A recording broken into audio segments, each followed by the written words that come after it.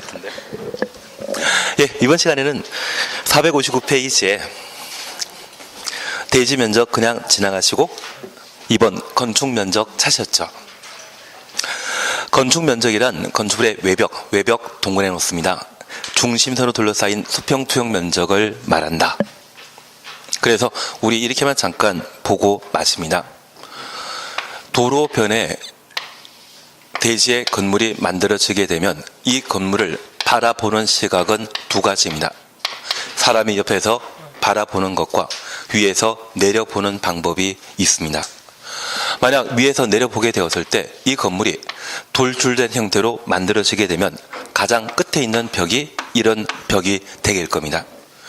그리고 투시력을 사용하시게 되면 외벽 두께가 보이게 되는데 그 외벽 가운데 선으로 연결된 것을 건축 면적이라 표현하게 됩니다. 그래서 학교 다닐 때 도화지 위에 물건 올려놓고 그 물건의 외곽 윤곽선에 따라 그림 그려보신 적이 있다면 그게 건축 면적에 관한 개념으로서 입체적입니까? 평면적입니까? 평면적인 것이 특징이 되게 됩니다. 추진 이해하시겠습니까? 그래서 가장 끝에 있는 벽을 뭐라 한다? 외벽 중심선으로 둘러싸인 수평 투영 면적을 건축 면적이라 표현하게 됩니다. 한 장 넘기시면 이 건축 면적과 관련된 특례가 있습니다. 얘가 아마 올해 시험에 나오게 될 겁니다.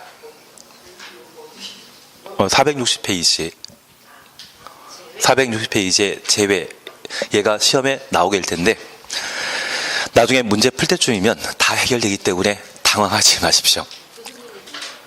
근데 외우라고 했는데 안 외우는 경우가 조금 많기 때문에 예, 그렇게만 이해하시면 됩니다. 그리고 옆에 페이지 보시게 되면 3번 바닥 면적 찾으셨죠? 여기 바닥 면적과 관련된 개념 보시니 건물의 각층이라고 하면 건물이 3계층으로 구성되게 되면 3계층 하나하나를 말합니다. 각각이란 말은 하나하나를 의미하는 것을 이해해 주셔야 됩니다. 각 층의 벽 기둥 동그래 놓습니다. 구획 중심선으로 둘러싸인 수평 투영 면적을 바닥 면적이라 표현하게 됩니다.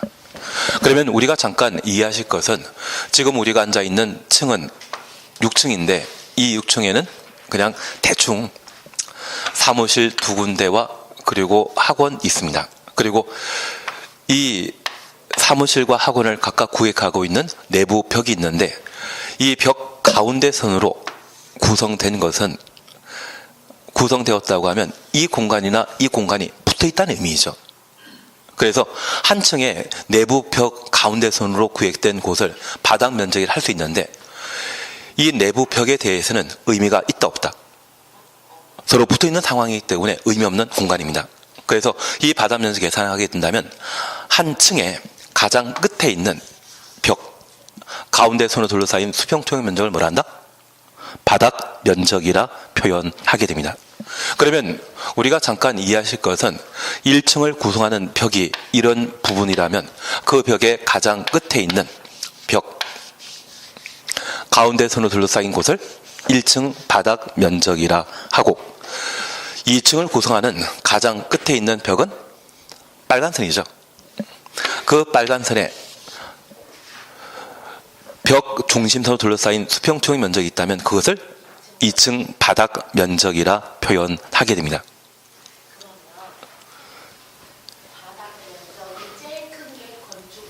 아닙니다. 그리고 3층은 파란 선으로 구성되었다면 그 파란 선으로 구성되어 있는 가장 끝에 있는 벽 가운데 선으로 둘러싸인 곳을 3층 바닥 면적이라 표현하게 됩니다. 그래서 우리가 이해하실 것은 건축 면적은 건물 한 동 전체를 두고 봤을 때 가장 끝에 있는 벽 중심선으로 둘러싸인 곳을 건축 면적이라 하고 각 층의 바닥 면적이라는 것은 한 층의 가장 끝에 있는 벽 가운데 선으로 둘러싸인 수평 투영 면적을 바닥 면적이라 표현하게 됩니다. 건축 면적과 바닥 면적은 같다 다르다? 다릅니다. 외벽 중심선으로 둘러싸인 수평 투영 면적은 건축 면적이지만 각 층이라고 하면 건물이 3계층이라면 3계층 하나하나 층마다 가장 끝에 있는 벽 중심선으로 둘러싸인 수평 투영 면적을 뭐라 한다? 각층이란 말 나왔을 때, 그냥 벽이란 말 나왔을 때 그때는 바닥 면적을 의미하게 됩니다. 건축 면적과 바닥 면적은 같다, 별개이다. 별개입니다. 그 구분 기준으로 외벽이란 말 쓰게 된다면 그때는 건축 면적, 각층의 벽이란 말 쓰게 된다면 그것은 바닥 면적의 표현이 되게 됩니다. 그리고 2번 바닥 면적 산정과 관련된 특례가 있습니다. 동그라미 1번 찾으셨죠? 벽 기둥의 구획이 없는 건축물, 지붕 끝부분부터 수평거리 1m 구태한 선으로 둘러싸인 수평 투영 면적을 한다. 1m 동그라미 놓습니다. 우리 주유소 방문하게 되면 주유소에는 캐노비 구조가 있는데 그 캐노비 구조에 지붕을 기둥 4개가 지탱하고 있습니까? 한두 개가 지탱하고 있습니까? 한두 개가 지탱하게 됩니다. 만약 이 지붕을 4개 기둥으로 지탱하게 되면 그 기둥 4개 가운데선으로 둘러싸인 수평 투영 면적이 바닥 면적이 되게 되는데 저 지붕을 기둥 하나나 기둥 2개가 지탱하게 되면 면적 계산하는 것 불가능하죠. 4개가 조성되었을 때만 면적 계산할 수 있는데 하나 또는 2개가 지탱하게 되면 면적 계산하기 곤란합니다. 만약 그런 경우라면 지붕 끝 부분부터 각각 얼마? 1m 유태여 둘러싸인 수평 투영 면적을 해당 캐노비 구조의 바닥 면적으로 계산하게 됩니다. 취지 이해하시겠습니까? 그리고 2번 건물의 노대입니다. 난간 등의 설치 여부와 관계없이 노대 등의 면적에서 노대 등의 면적 추정습니다. 노대 등이 접한 가장 긴 외벽에 접한 길에 1.5m를 곱한 값, 노대 등부터 곱한 값까지 가로 해놓으시고 뺀 면적을 바닥 면적에 산입한다. 뺀 추정습니다. 그러면 이렇게만 잠깐 이해하고 지나가십니다. 아파트 같은 경우에는 돌출된 구조로서 발코니가 만들어지게 되는데 이 발코니에 유리창으로 샤시하지 않는다고 하면 아침이면 이슬 젖을 수 있죠. 사실 이 노대는 베란다와 발코니를 노대라 표현하게 됩니다. 여기 노자는 이슬 노자의 한자 표현이고 대자는 우리 청와대라고 하는 건물 이름 들어본 적 있으시죠? 그 청와대는 청와대학입니까? 청와대라는 건물입니까? 그래서 이 대자는 건물 대자입니다. 그러면 건물 중에 이슬에 젖는 부분을 뭐란다? 노대라 표현하게 되는데 우리 아파트의 발코니와 관련된 사항을 평면도로 작성하게 되면 한 세대가 구성되었을 때 돌출된 발코니가 만들어지게 되면 이 발코니와 접한 가장 긴 외벽의 길이가 10m이고 돌출된 길이가 2m라고 하면 해당 발코니 면적은 전체 면적이 20제곱미터이지만 이 전부를 바닥 면적에 포함시키는 것은 애매합니다. 한쪽만 벽에 접해 있고 나머지 공간은 개방되어 있는 상황이기 때문에 전부를 바닥 면적에 포함시키는 것은 곤란하기 때문에 저 노대가 접한 가장 긴 외벽 길이 10m에 1.5m를 곱한 값을 뺀 면적, 남는 면적만 바닥 면적에 반영하게 됩니다. 그래서 이런 경우라면 5제곱미터만 바닥 면적에 포함시킵니다. 간혹 아파트 분양할 때 저 발코니를 서비스 면적이라 표현한다는 말을 들어본 적 있으시죠? 나중에 집에 돌아가서 이 발코니의 돌출 길이를 줄자로 재어보시면 정확하게 1.5m 이내일 겁니다. 딱 1.5m 돌출시켰다고 하면 바닥 면적에 포함되는 거 있다 없다? 없습니다. 바닥 면적에 포함되지 않다면 연면적에 포함될 일 없죠. 연면적에 포함되지 않다면 용적률 잡아먹을 일 없죠. 그래서 노대 면적을 바닥 면적에 반영함에 있어서 전체가 바닥 면적에 포함되는 것이 아니라 노대 면적에서 노대가 접한 가장 긴 외벽에 1.5m를 곱한 값 뺀 면적만 바닥 면적에 포함시킨다라는 것 확인해 놓습니다. 이해는 되시겠습니까?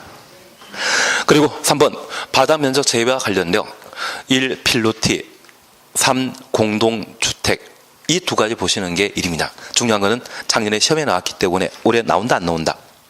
안 나옵니다.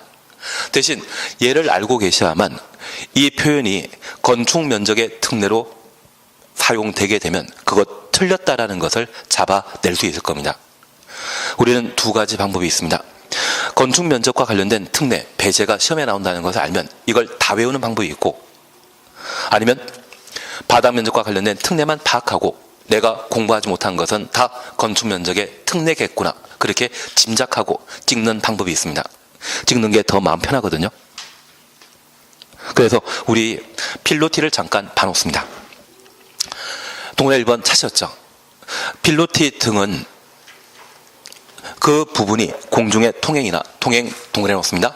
차량의 통행, 주차에 전용되는 경우와 주차 동그라미 놓습니다. 공동택의 경우는 바닥 면적에 산입하지 아니한다. 확인되셨습니다. 가끔 패밀리 레스토랑 방문하시게 되면 1층이 벽으로 구성된 것이 아니라 기둥으로 구성된 곳을 보신 적 있을 겁니다. 만약 본 적 없다고 하면 포항 지진 발생했을 때 다세색인 빌라가 좀 필로티 부분으로 구성되어 있는데 지진에 크게 손상된 장면도 보신 적 있죠. 그래서 건물 특징층이 벽 없이 기둥으로 구성되어 있는 부분이 있다면 걔를 뭐란다? 필로티라 표현하게 됩니다. 이러한 필로티가 공동주택에 딸린 경우라면 저 필로티 부분에 대해서는 바닥 면적에서 완전 제외시킨다는 이야기입니다. 원래 바닥 면적은 벽 4개, 기둥 4개, 중심선으로 둘러싸인 수평 투영 면적을 바닥 면적이라 표현하게 되는데, 저 필로티가 어디에 속해 있을 때, 공동택에 속해 있다고 하면 그 부분에 대해서는 바닥 면적에서 완전 배제시킨다는 이야기입니다. 그래서 최근 다산 신도시에 만들어진 아파트는 1층이 죄다 필로티지 않습니까? 저도 가본 적 없습니다. 대신 공동택, 아파트, 연립, 다세대에 딸려있는 필로티 부분은 바닥 면적에 포함한다, 제외시킨다, 제외시킨다라는 것 기억하시고, 만약 공동택 아닌 건축물에 설치한 필로티가 주차장으로 이용되거나 해당 지역 주민들의 통행로로 사용되게 되면 그 부분은 바닥 면적에서 제외시키게 되는데, 우리 종로 쪽에 낙원상가 가본 적 있으십니까? 그 낙원상가 1층은 도로로 뚫려 있는 통행로로 사용하고 있는 그런 구조이거든요. 그런 구조라고 하면 그 부분에 대해서는 바닥 면적에 포함한다, 제외시킨다, 제외시킨다라는 것을 확인하시고, 특별히 공동택에 딸린 필로티 부분에 대해서는 그 사용 목적이 주차장이나 통행로 외 휴식 공간으로 또는 물품 보관 공간으로 사용하더라도 바닥 면적에서 제외시킵니다. 공동택에 속한 필로티는 그 용도에 관계없이 항상 바닥 면적에서 제외시키는 반면, 공동택 아닌 건축물은 모을 때만 주차장으로 통행로로 사용하는 경우에만 바닥 면적에서 제외시킨다라는 것 확인해 놓습니다. 추진 이해하시겠습니까?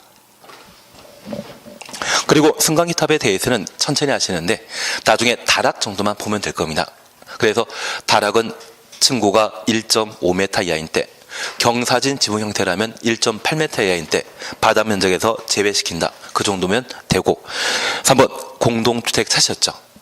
공동택 지상층에 설치한 시설로서 기계실, 전기실, 어린 놀이터, 조경시설, 생활 폐기물 보관함. 그래서 지상층 동그라미 놓습니다. 기계실부터 생활 폐기물 보관함까지 가로 해놓습니다. 우리 타워 팰리스가 언제 만들어졌는지 아십니까? 예, 그런 거 그냥 넘어가도록 하겠습니다. 근데 그 타워 팰리스 만들어지기 전에 목동에 한 50층짜리 주상 복합 건물이 만들어진 적이 있습니다. 그런데 이 주상 복합 건축물에 50층에 거주하시는 분이 쓰레기 분리수거하기 위해 1층 내려오셨다가 다시 엘리베이터 타고 올라가시게 되면 공용 부분의 전기요금이 그렇게 많이 나왔다고 합니다. 그래서 이 아파트는 조망 좋고 고층 건물이기 때문에 아주 자랑을 많이 하지만 실제 거주하는 주민들은 관리비 부담이 만만치 않거든요. 그리고 그런 문제가 야기된 이후 타워 팰리스가 만들어지게 되었는데, 그 타워 팰리스에는 그 공용 부분의 전기료 부담을 좀 덜어주기 위해 건물 중간층에 놀이터와 조경 시설을 갖춰 놨습니다. 대신 이곳에 심어놓은 나무는 잘 자라겠습니까? 1년마다 갈아줘야 되겠습니까?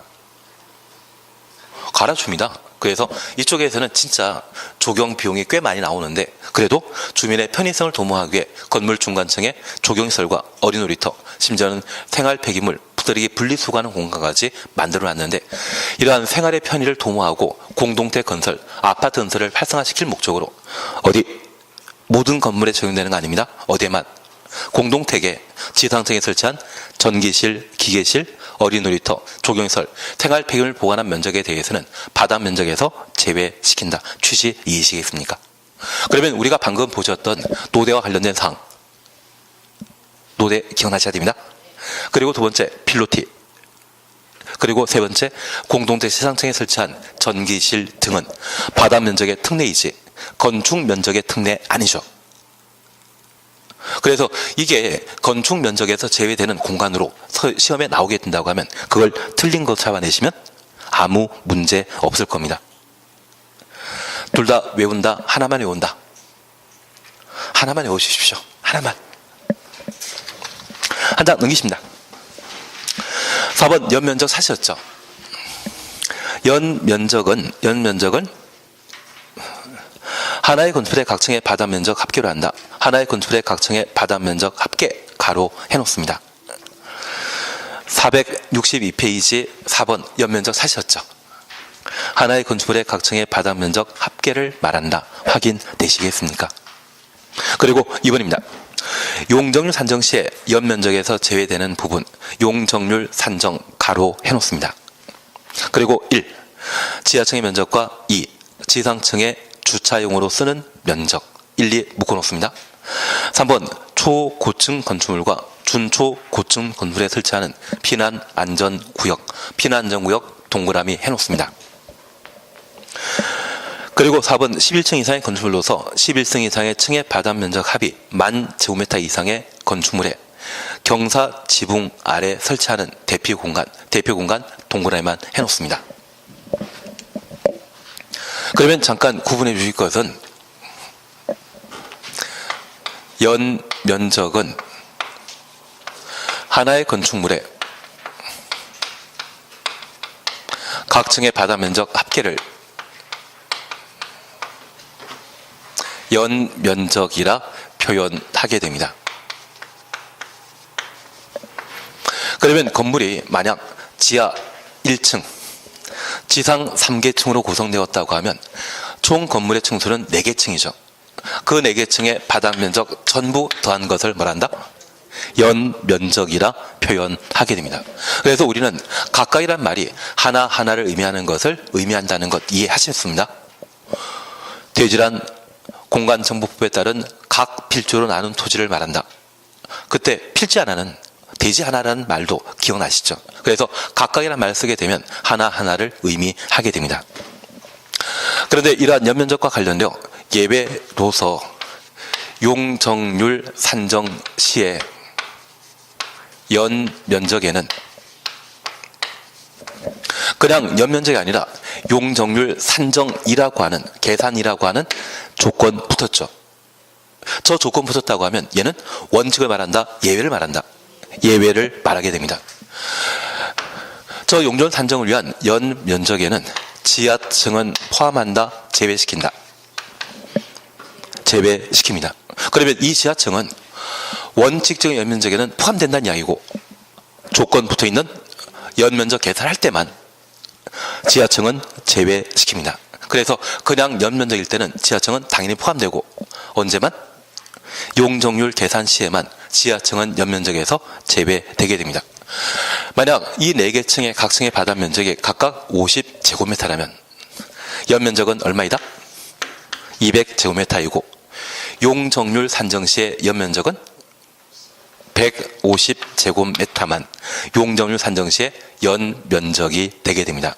만약 대지 면적이 100제곱미터였을 때 이런 조건을 갖춘 건축의 연면적 잡아내라고 하면 150%로 만들어진 것이죠. 이해는 되시겠습니까? 지하층 하나만 해주셔도 땡큐일 뿐입니다. 반면 피난안전구역과 대피 공간에 대해서는 화재 발생 시에 피난 용도로 만들어진 것인데 이러한 두 가지에 대해서는 아직 보기 전이기 때문에 그냥 지나도 상관없습니다. 다만 이 피난안전구역이나 대피 공간은 일반에게 분양하겠습니까? 분양 안 하겠습니까? 분양 안 합니다. 그냥 화재 대처하기 위해 그냥 비워놓는 그런 공간이거든요. 그러한 공간을 용적률 산정 시의 연면적에 포함시키게 된다고 하면 건물 건축 제대로 못합니다. 그래서 화재 대피하기 위한 피난 용도의 공간에 대해서는 용적률 산정 시의 연면적에서 제외시킨다. 그렇게만 이해하시고, 지금 해주실 것은 지하층은 그냥 연면적에는 포함되지만 뭐 할 때? 용적률 계산 시에 연면적에서는 제외시킨다. 그 개념만 잡아 놓습니다. 그리고 높이, 층수에 대해서는 잘 모릅니다. 천천히 하시면 됩니다. 그리고 우리 한 장짜리 받으신 거 있으시죠?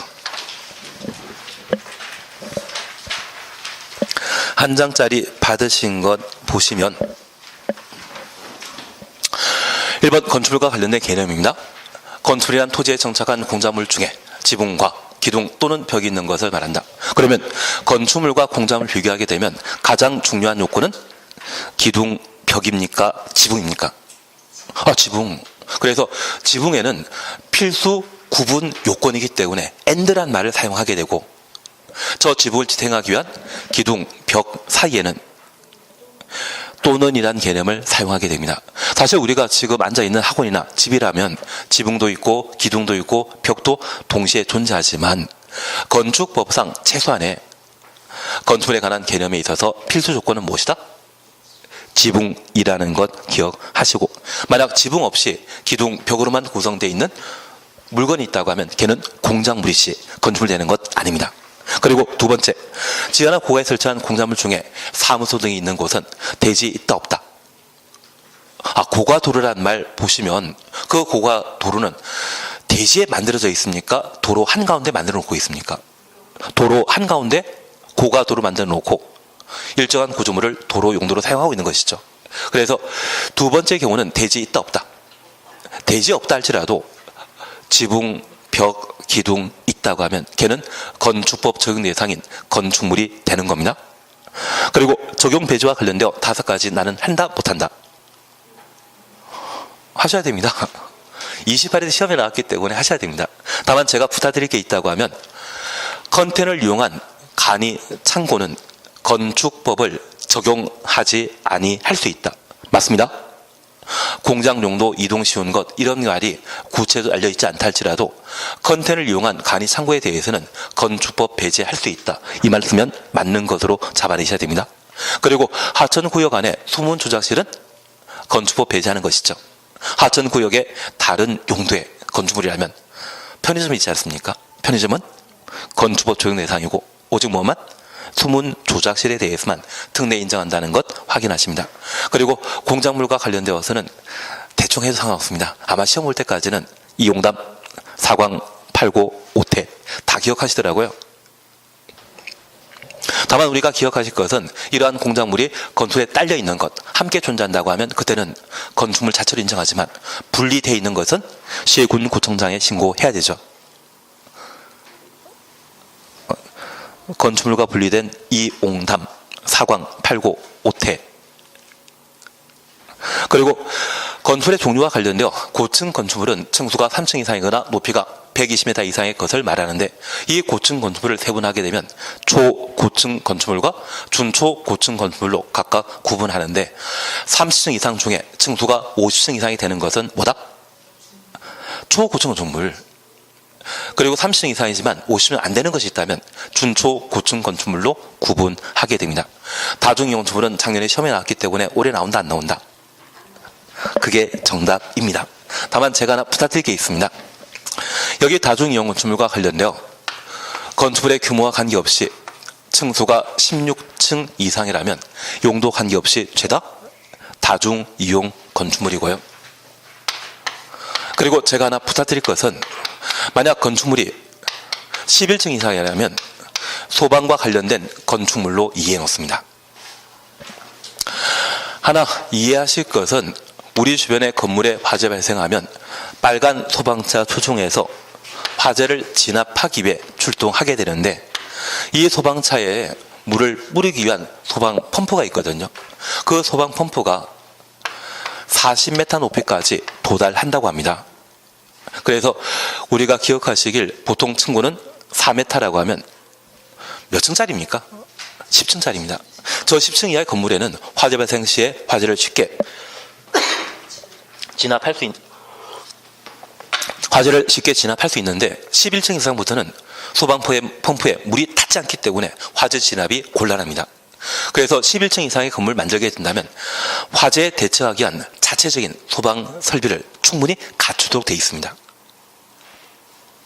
그래서 소방과 관련되어 큰 인명피해가 예상될 수 있는 건물 규모는 몇 층이다? 11층. 그래서 11층과 관련되어 소방과 관련된 다양한 규정을 적용하겠다고 하면 그건 맞는 겁니다. 16층 이상이라면 다중이용 건축물, 3층 이상이라면 고층 건축물, 50층 이상이라면 초고층 건축물로 각각 구분하게 됩니다. 그 정도만 잡아내십니다. 그리고 준다중이용 건축물은 크게 지금은 신경 쓰지 않습니다. 대신 나중에 문제 풀다가 제가 노파심에 한번 정리해 드릴 때가 있을 겁니다. 작년에 시험에 나왔기 때문에 크게 신경 쓴 거 아닙니다. 그리고 건축의 구성과 관련되어 지하층은 건축 바닥이 지표면 아래 있는 것으로서 지표면부터 바닥까지의 평균 높이가 해당 층 높이의 얼마? 2분의 1. 로소란 말 꼭 한번 확인하였습니다. 그리고 발코니는 건축물 내벽에 설치한 부가 설치한 공간으로서 주택에 설치한 발코니의 경우에는 국토교통부 장관이 정하는 기준에 적합한 데 거실, 침실, 창고 등의 용도로 사용할 수 있죠. 주택 동굴에 놓으시는데 저 발코니를 거실, 침실 등으로 바꿔 사용할 수 있는 용도는 오직 뭐만? 주택만. 그리고 건축물의 주요 구조부와 부속 구조물을 각각 볼 수 있는데 주요 구조부는 건물의 뼈대를 형성하는 겁니다. 내력벽, 기둥, 바닥, 보, 지붕틀, 주계단. 그러면 두 가지만 질문 던지게 있습니다. 옥의 계단은, 옥 외 계단은 주요 구조부 이다 아니다. 옥의 계단은 건물 밖에 있는 겁니다. 주요 구조부 못 된다라는 것 기억하시고 최하층 바닥은 주요 구조부 이다 아니다.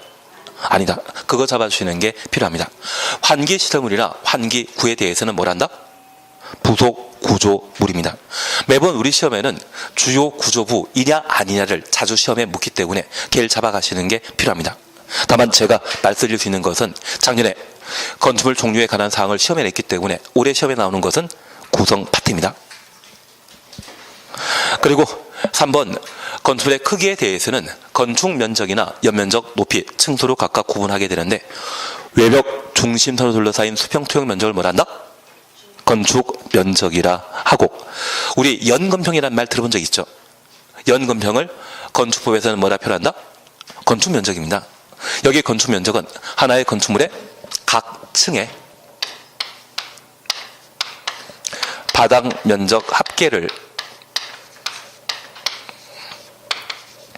연면적이라 표현하는데 만약 시험에 바닥 면적 합계는 연면적이다 이 말 나오면 틀립니다. 앞에 뭐 붙어야 됩니까? 각층. 그러면 이제 우리가 잠깐 이해하실 것은 우리 학원 있는 건물 전체 크기를 설명하게 되면 그때는 연면적 얼마나 표현하고요.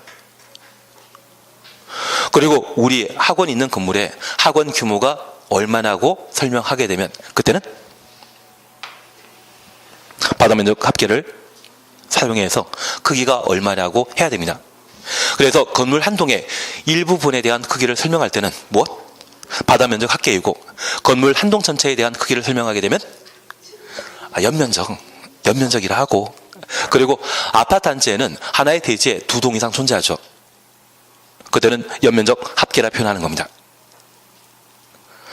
나중에 계약서 쓰실 때 나는 아파트만 한다, 상가 열심히 한다. 상가 열심히 하셔야 됩니다. 그래야만 권리금 작업도 하고 뭔가 해가지고 돈이 더 되시거든요. 그거보다 더 좋은 거는 땅입니다. 이번에 SK가 어디 용인 쪽에 마천면에 만들어진다 하지 않습니까? 전혀 관심 없는 이야기입니다. 그러면 제2경부고속도로는 어디부터 어디까지 만들어집니까? 우리 옆에 있는 구리시부터 세종시까지. 예, 그것도 관심 없는 이야기이기 때문에 그냥 넘어가도록 하겠습니다. 대신 그 제2경부고속도로 만들어지게 되면 바로 인접한 곳이 용인 처인구의 원산면이거든요. 그래서 SK가 그곳에 하나 만들겠다고 의지를 표명하는 것도 경부고속도로가 뚫리게 되니까 그리고 경부고속도로는 공사하게 되면 내일 당장 만들어집니까? 한 5년, 10년 걸리겠습니까? 그래서 10년에 걸쳐 120도 투자하겠다는 이야기를 하고 있는 겁니다. 그리고 120도 투자하겠다고 하면 그곳은 평택 쪽에 고덕 신도시 만들어져 있는 삼성전자의 투자 규모가 같거든요. 그리고 평택에 우리 서정리역이나 또는 지체역이라는 곳 들어본 적 있으십니까? 그 지체역은 지금 고속철도도 지나가죠. 한 10년 전만 하더라도 서정리역이나 평택역 주변에 역세권 땅값이 평당 50만 원도 안 했거든요. 지금 가면 강남 가격과 똑같습니다. 전혀 도움이 안 되는 이야기였습니다. 그냥 하던 게 하도록 하고 나중에 토지를 많이 봐주시는 게 그게 필요하신 겁니다. 대신 우리가 토지를 못하더라도 아파트만 하시는 게 아니라 상가를 열심히 해주셔야 됩니다. 예, 나중에 상가 점포에 대한 크기를 설명하게 되면 그때는 뭘로? 바다 면적으로 설명하는 거고, 건물 전체라면 연면적으로, 두 동 이상이 하면 연면적 합계로 계약서 작성해 주셔야 되지 않겠습니까? 감흥은 오신 걸로 알고 있겠습니다. 그런데 우리가 잠깐 이해하실 것이 있습니다. 이러한 연면적 계산 시에 용적률 계산 때 빠지는 게 4개 있습니다. 지하청과 지상층의 부속용도의 주차장, 초고층 건축물과 준초고층 건축물의 피난안전구역, 경사지붕 아래 대피 공간에 대해서는 용적률 산정 시에 연면적에서 제외시킨다. 그런데 이 연면적 구성하는 기본 단위가 바닥 면적이죠. 그러면 이 바닥 면적은 평면적이겠습니까? 입체적이겠습니까? 입체적이라 해주십시오. 바닥 면적은 연면적의 구성 요소이죠. 그래서 이 바닥 면적 설명에 있어서는 하나의 건축물의 각 층에 벽 또는 기둥에 구획 중심도 둘러싸인 수평 투영 면적을 바닥 면적이란다. 각 층이란 말이 붙어 있다고 하면 걔는 입체적이죠. 각층이라는 것은 입체적이라는 것만 좀 이해해 주시면 좋겠습니다. 그래서 연면적 자체가 입체성을 띠는 것이고 건축 면적은 평면적 개념이라는 걸 파악해 놓습니다. 그리고 그게 되셨다고 하면 여기 바닥 면적과 관련되어 우리 2가지 하셨습니다. 첫 번째 보신 것은 벽이나 기둥이 4개 있어야 되는데 4개가 아니라면 구획 곤란한 건축입니다. 만약 그런 경우는 지붕 끝부분부터 얼마? 1m 유태가 둘러싸인 수평투영 면적을 바닥 면적이라 하고, 노대 같은 경우는 벽이 몇 개 있다? 노대는 하나 또는 2개. 아파트 발코니가 노대지 않습니까? 그래서 이 노대에 대해서는 노대 면적에서 노대가 접한 가장 긴 외벽에 접한 길에 1.5m를 곱한 것을 뺀 면적을 바닥 면적에 산입한다라는 것 확인해 놓습니다. 필로티 기억하셔야 됩니다. 공동택 딸린 필로티의 경우는 바닥 면적에서 완전 제외시키고, 공동택 아닌 건축이라면 주차, 통행에 전용하는 때 바닥 면적에서 제외시키게 됩니다. 그리고 모든 건물에 적용되는 것이 아니라 공동택에만 적용되는 특례 있죠. 우리 학원 건물에 전기실 기계들은 어디에 있다? 지하층에. 용적률 잡아먹지 않기 때문에. 대신 공동택에는 지상층에 전기실, 기계실, 놀이터, 조경시설, 생활 폐기물 보관한 면적에 대해서는 바닥 면적에서 제외시킨다라는 것 잡아 놓습니다.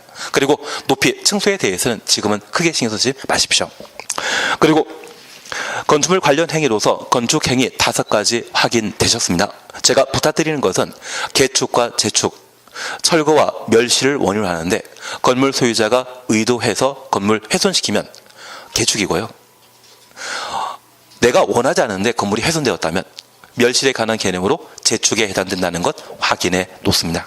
그리고 이전이라는 말을 보시는데 저 이전은 대지가 같아야 되죠. 주요 구조 배치하지 않고 건물의 위치를 변경하는 것을 이전이라 한다. 그리고 대수원 찾았습니다. 이거 이거 다 있으시죠? 나중에 되면 이거 하나 가지고 쭉 다 끝나실 수 있습니다. 그리고 어차피 시험에 나오는 것은 이 범위에 나오더라고요. 매년 이 범위에 나오는데 보라고 드렸는데 매년 안 보는 분이 계십니다. 그리고 건축법 어렵다고 이야기하십니다. 한 장짜리는 한 장짜리도 부담스러우시죠? 대수원과 관련된 내용 잠깐 확인하십니다. 이 대수는 고치는 개념이라는 것 기억하시고 벽, 3, 계단, 경관이란 말을 기억해 주셔야 됩니다. 특별히 내력벽을 증설 해체하거나 수선 변경 시에는 얼마? 30제곱미터 이상일 때 대손에 해당된다는 것 확인하십니다. 기둥보 지붕틀에 대해서는 크게 문제 없습니다. 그리고 우리 주차장 문제가 야기될 수 있는 주거 형태는 빌라이죠. 가장 빌라의 대표적인 것이 다가구택과 다세대택인데 그 경계벽을 증설, 해체, 수선, 변경하게 되면 대손에 해당된다는 것 확인하시고, 우리 밀양 병원 화재 사건과 제천 사우나 화재 사건 기억나신다면 외벽, 마감, 재료, 증설 해체하거나 벽면적 30m 이상 수선 변경하는 것을 대수선이라 한다. 그리고 경관지구라는 말 보게 되면 우리 전주 한옥마을을 이해해 주시고, 한옥을 오랫동안 유지 보존할 목적으로 그 외부 형태나 담장 변경하는 것을 대수선 범위에 포함시키게 됩니다. 여기 대수선 범위에 포함되게 되면 시군 구청장에게 허가받은 때만 대수선 할 수 있습니다. 그리고 리모델링 찾았습니까? 개축입니까? 재축입니까? 개축. 건축의 노화를 억제하거나 그 기능을 향상시키기 위한 대수선, 건축 일부를 증축하거나 개축하는 것. 재축 들어가면 안 됩니다. 작년에 개정된 내용이기 때문에 아마 올해 시험에 보게 될 겁니다. 그리고 용도 변경이라는 말 찾으셨죠? 이 용도 변경에 대해서는 사용 승인 받은 이후 건물의 사용 목적을 달리하는 것을 용도 변경이 하는데, 상위 시설군으로 용도 변경하면 허가, 하위 시설군으로 용도 변경하면 신고. 그래서 그 시설군을 구분하는 것이 필요하십니다. 자산 전문 용도 건축이라는 말 되시겠습니까? 그리고 문화, 집회시설, 영업시설, 교육, 복지시설, 이 세 가지 묶어놓으시고, 얘가 자주 시험에 나옵니다. 문종유관이라는 말 기억나셔야 됩니다. 그리고 답한 은숙이라는 말 기억나셔야 됩니다. 노교소의 야 기억나셔야 됩니다.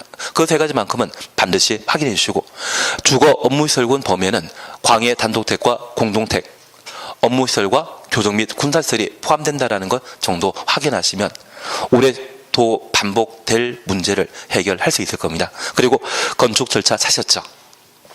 신청이란 말 보이시고, 대지, 소유, 사용, 안전영향평가란 말 보이시고, 이런 상태에서 건축허가 신청하게 되면 특광시군구청장이 허가권자입니다. 건축허가, 건축신고, 건축허가 등의 제한, 취소, 착공이란 말 눈에 보이시고, 사용승인 파트에서는 누가 사용승인 하겠습니까? 허가권자가. 그리고 내진 능력 공개라는 말 보이시고, 정기 점검과 철거, 멸시신고란 말을 우리가 보게 됩니다. 얘를 해나가십니다.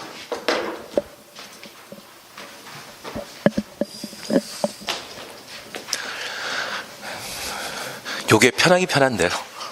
원래는 칠판에 다 적어야 되는데 적을 필요가 없으니 참 편한 것 같습니다. 앞으로 근데 국토계획법 한 장짜리 만들어 드리는 거는 가지고 계십니까? 어디 또 먼지에 쌓여 있지 않겠습니까? 국토계획법도 하나 가지고 계시면 됩니다. 대신 그거 만든 시기가 제가 10월 말에 만들었는데 10월 말 그 다음 주에 법이 또 바뀐 게 있습니다. 예, 그 법 바뀌는 거는 나중에 수정 한번 해드리도록 하는데, 일단은 계속 좀 봐주시는 게 필요합니다. 우리 공법에서는 점수 60점 맞추기 위해서는 무조건 국토계획법과 건축법, 주택법 이 세 가지를 열심히 해주시는 겁니다. 그리고 오늘 아마 뒤에 복습 자료로 만들어 놓은 게 지난주에 개발법과 도정법에 대한 1단계에 관한 내용을 해놨는데, 나중에 한번 더 보완하게 되면 되실 겁니다. 보라고 해도 용어가 어떤 의미인지 모르고 안 보시면 좀 효과는 없지만 그래도 자주 보시는 게 좀 필요하지 않나 싶습니다. 예, 그러면 잠깐 봐주실 것이 두 번째 내용으로 건축 절차에 관한 내용을 함께 보십니다. 나중에 우리가 직접 시행 일을 담당할 수 있을 겁니다. 만약 내가 부동산 중개업에 한 30년 일했는데 그 30년 사이에 딱 한 번 아파트 500세대에서 1000세대 만들게 되면 내가 사는 집이 바뀌십니다. 그래서 그걸 한 20-30년 동안 쫓아다니는 분들이 꽤 많으십니다. 그리고 제가 그런 분을 한 10몇 명 알고 있는데 딱 두 분이 성공하시더라고요. 그리고 그 전까지 열심히 전화 오면서 밥값 사달라고 하셨던 분이 갑자기 전화번호가 바뀌어버려가지고 어디에 살고 있는지 잘 모르는 경우가 있습니다.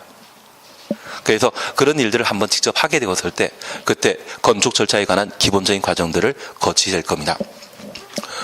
잠깐 우리가 이해하실 것은 건축법상 건축물을 건축하는 자 또는 대손하려는 자를 시행자라고 그 시행자를 건축주라 이 법에서는 표현하게 됩니다. 이들이 건축물을 건축하거나 대손하고자 한다면 설계도라고 하는 것을 건축사 사무실을 통해 확보하는 게 필요합니다. 그리고 이들이 건물을 건축하고자 한다면 땅이 있어야 되죠. 건물 건축할 땅을 뭐라 한다? 대시. 맹지는 건물 건축할 수 있는 땅이 없답니다. 다만 그 맹지에 도로를 뚫을 수 있다면, 도로를 낼 수 있다고 하면 10배에서 20배 정도의 가치가 올라가게 됩니다. 그래서 그런 맹지 주변의 토지 소유자를 좀 친하게 지내고 다룰 수 있고 컨트롤할 수 있다고 하면 그게 진짜 좋은 돈 버는 방법이 아닌가 싶습니다. 그러면 이 대지에 소유권을 확보하고 건축허가 신청하도록 되어 있는데 소유권 대신 사용권만 확보하더라도 건축허가 신청할 수 있습니다. 그래서 나중에 실물 살펴보게 되면 토지에 대한 매수, 매매와 관련된 계약 체결하고 계약만 체결했다고 하는 계약 깨질 수 있죠. 뭐까지 지급하면? 중도금 지급하게 되면 더 이상 계약을 무산시킬 수 없습니다. 저 중도금 지급하면서 토지에 대한 사용권을 확보하겠다고 종전 토지 소유자의 동의를 얻게 되면 그때 사용권 확보하는 것이라 표현하게 됩니다. 사실 우리가 아파트 구입하고자 한다면 대출 받는 경우 있지 않습니까? 토지 매매 시에도 대출 받아서 잔금 치르겠다고 종전 토지 소유자에게 토지 사용을 허락받게 되면 그것을 토지 사용권을 확보한 것이라 표현하게 됩니다. 그리고 건축 허가 신청하도록 되어 있습니다. 다만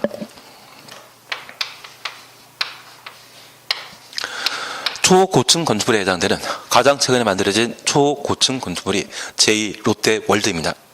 그 무게가 워낙 많이 나가기 때문에 대지가 좀 불안해질 수 있죠. 그래서 싱크홀 현상 많았다는 이야기 듣지 않으셨습니까? 그래서 그러한 초고층 건축물을 건축하는데 대지가 괜찮은지 파악하기 위해 안전영향평가를 실시하고 저 안전영향평가를 통과한 때에만 초고층 건축물 등에 대한 건축허가를 신청할 수 있습니다. 이런 요건을 갖추어 건축허가 신청하게 되면 건축법령 등에 적합한 때 허가를 받을 수 있습니다. 하나 이해하실 것이 있습니다. 이번에 내가 살 집을 건축법에 따라 만들게 되면 국토교통부 장관은 신경 써준다? 관심 없다. 관심 없습니다. 경기도지사는 신경 써준다? 관심 없습니다. 우리 남양시장이나 신경 써주겠죠. 그래서 우리가 건축 허가를 받게 되면 행정청에게 허가 받도록 되어 있는데 저 건축 허가권자는 우리와 가장 가까이 있는 시, 군, 구청장이 건축 허가권자가 되게 됩니다. 예외적 특별시장과 광역시장이 건축 허가권자가 되지만 일반적인 건축 허가권자는 우리와 가장 가까이 있는 시, 군, 구청장이 건축 허가권자라는 것 살펴놓습니다. 우리 11월 달에 처음 시작했을 때는 공법은 국가가 공익 공공복리를 달성하기 위해 국민에게 규제 가하는 법률이다. 그리고 이 국가는 사법부, 입법부, 행정부를 나뉘는데 그 행정부 그들을 행정청이란 말로 대신했다. 이 말씀드렸고 이 행정청은 중앙행정기관장과 지방자치단체로 나뉘는데 국토교통부 장관 등을 뭐란다? 중앙. 그리고 지방자치단체는 경기도지사를 광역지방자치단체장이라 하고 남양주시장을 기초지방자치단체라 하는데 서울특별시와 인천광역시 그리고 경기도 서울특별시의 경우는 25개 구로 구성되어 있고 경기도의 경우는 31개 시군으로 구성되어 있습니다. 광역지방자치단체를 구성하는 구성 단위를 뭐란다? 기초지방자치단체라 표현하게 됩니다. 우리가 민법 공부하시면서 법률행위란 하나 또는 둘 이상의 의사표시를 요건하는 법률 효과를 법률행위라 했습니다. 법률행위의 구성 단위는 무엇이다? 의사 표시입니다. 만약 의사 표시가 구성 단위가 아니라면 그때는 준법률 행위로서 우리 관념의 통지 그런 거 공부하지 않으셨습니까? 어이가 아니라 이제 이해하시는 거니 잘하신 겁니다. 그렇게만 해나가시면 됩니다. 그래서 우리 이 광역지방자치단체 구성 단위는 바로 기초지방자치단체인데 저 기초지방자치단체가 직접 만나는 사람이 바로 우리들이거든요. 행정청 중에 가장 밑에 있는 기초지방자치단체, 얘를 뭐란다? 시군 구청장이라 표현하게 됩니다. 그래서 내가 살 집을 만들게 된다고 하면 기초지방자치단체 찾아가는 겁니다. 예외가 존재한다라는 것만 잠깐 확인하십니다. 그리고 이들에게 건축 허가 받고자 한다면 건축 허가 대상은 건축물의 건축과 대수선입니다. 다만 우리가 이해하실 것이 있습니다. 리모델링 기억나십니까? 리모델링이란 대수선 또는 증축, 개축. 그러면 건축물을 리모델하는 때에도 허가 받은 때만 할 수 있죠. 그리고 용도 변경의 경우는 건축 허가 대상 1단이다. 용도 변경은 사용승인 이후 문제입니다. 사용승인 이후 문제이기 때문에 그때는 건축물 대상을 관장하고 있는 시군 구청장이 관할 관청이 됩니다. 그래서 용도 변경 시에는 특광은 들어가는 거 아닙니다. 용도 변경 시에는 건축물장을 작성하고 비치 보관하고 있는 시군 구청장이 관할 관청이 시 특광 들어가는 게 아닙니다. 그런데 우리가 하나 이해하실 것이 있습니다. 건축물 건축하거나 건축물을 대손하고자 한다면 허가 받도록 되어 있는데 저 허가 받을 때 반드시 건축사가 작성하는 설계도와 그리고 저 건축사의 감리를 받도록 되어 있습니다. 만약 설계도면 작성하게 되면 보통 한 평당 10만 원에서 15만 원 달라고 하는데 만약 내가 20평짜리 집을 하나 짓게 된다고 하면 설계 비용만 아니 죄송합니다. 한 평이 아니라 1제곱미터당 10만 원입니다. 그래서 85제곱미터 그냥 80제곱미터가 85제곱미터가 9m 규모인데 그냥 80제곱미터라고 하면 얘가 800만 원 정도입니다. 나중에 그거 하실 겁니다. 왜냐하면 나중에 대통령 선거할 때 갑자기 무허가 건축물에 대한 양성 절차가 있거든요. 무허가 건축물이라면 설계도면이 또 없습니다. 그래서 저 건축사와 함께 한 2천만 원 받고 설계도면 새로 만들어서 건축물장을 따로 만들게 됩니다. 그럴 때 부동산 중개업 하시는 분이 한 1,000만 원 받고 건축 사무소에 또 1,000만 원 줍니다. 나는 그런 거 안 할 거다? 예, 할 거다. 돈 버는 건 참 많습니다. 많은데 알고 하시면 좀 좋으십니다. 그래서 평상시에 건축사와 좀 친해지시는 게 필요하십니다. 이제부터 찾아가시면 됩니다. 그러면 이런 허가받고 건축 대손 행위를 하고자 한다면 막대한 공사 비용이 발생하기 때문에 이것 국민에게 부담이죠. 서민에게 부담이죠. 그래서 이러한 건축 대손 중에 경미한 사안을 따로 정해놓고 저 경미한 사안에 대한 건축 대수선에 대해서는 신고하고 건축 대손할 수 있도록 허용하게 됩니다. 올해 시험에 내게 된다면 저 건축 신고 범위를 꼭 잡아주시는 게 필요할 겁니다. 중요한 거는 작년에도 찍었는데 하여튼 작년에는 건축법 1급 문제는 제가 찍었던 데에서 다 나왔는데 너무 많이 찍었는지 시험 끝나고 나서 모르겠다는 이야기를 하시는 분들이 꽤 있으시더라고요. 다만 올해도 건축 신고에 관한 사항을 꼭 정리해 주시는 게 필요합니다. 다만 이러한 건축 그리고 대수선을 허가받거나 신고하고 하게 되면 그 건물 분양함으로써 돈 벌 수 있지 않겠습니까? 그런 돈벌이는 공익이겠습니까? 사익이겠습니까? 사익에 해당되게 됩니다. 만약 공익과 저촉되게 된다면 이러한 건축 대수선 행위를 규제를 가할 수 있습니다. 그런 규제 방법으로서 자주 시험에 나오는 것이 건축 허가, 착공 제한입니다. 그리고 취소입니다. 그래서 이러한 내용들을 허가편에서 우리가 공부하시는 게 필요하십니다. 그리고 이렇게 건축 허가 받은 자는 공사를 개시하게 되는데 착공 신고하고 공사 개시하도록 되어 있고 이러한 공사가 전부 완료되게 되면 허가 내줬던 허가권자가 허가받은 대로 공사가 이루어졌는지 확인하도록 되어 있습니다. 그것을 사용 승인이라 표현하고, 저 사용 승인을 신청하게 되면 7일 이내 사용 승인을 위한 검사를 실시하고 합격한 때 사용 승인서를 발급하도록 되어 있습니다. 사용 승인 받은 이후에는 뭐 할 수 있겠습니까? 사용 승인 받은 이후에는 뭐 할 수 있다? 사용할 수 있습니다. 언제까지? 멸실될 때까지. 이를 유지관리라 표현하게 되고, 저 유지관리 시에 건축물의 안전을 유지하기 위해 정기점검 그리고 재해 예방을 목적으로 수지 점검을 실시하며, 건물 소유자가 마음에 들지 않는다면 가끔 철거하고 싶은 마음 생기죠. 그리고 지진 발생해서 건물이 훼손되었다면 재기능하지 못했을 때 멸실하고자 합니다. 그래서 설거진고, 멸신고에 관한 사항들을 잡아주시는 게 필요합니다. 그리고 저 사용승인 받은 이후에 건축물에는 뭐 만들어진다? 대장 만들어지게 되거든요. 그에 관한 사안들을 한번 확인할 셈입니다. 다만 이 대장을 작성하는 자는 누가 작성한다? 시군구청장, 경기도지사는 건축물대장 작성하는 자 아닙니다.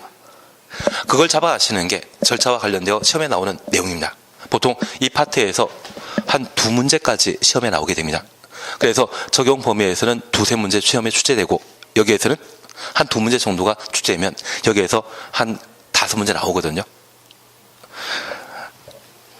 그리고 한 장 넘기시면 로마 숫자 3번에 건축 제한이란 말 찾으셨죠? 건축 제한이란 말 찾으셨죠? 여기에서 한 2문제 정도가 시험에 나오게 됩니다. 오늘 어떻게든 건축법 마무리하고 다음 주에 주택법 들어가야 되거든요. 건축 제한은 아마 천천히 해나갈 수 있을 겁니다. 오늘 잠깐 쉬었다가 해나가실 겁니다.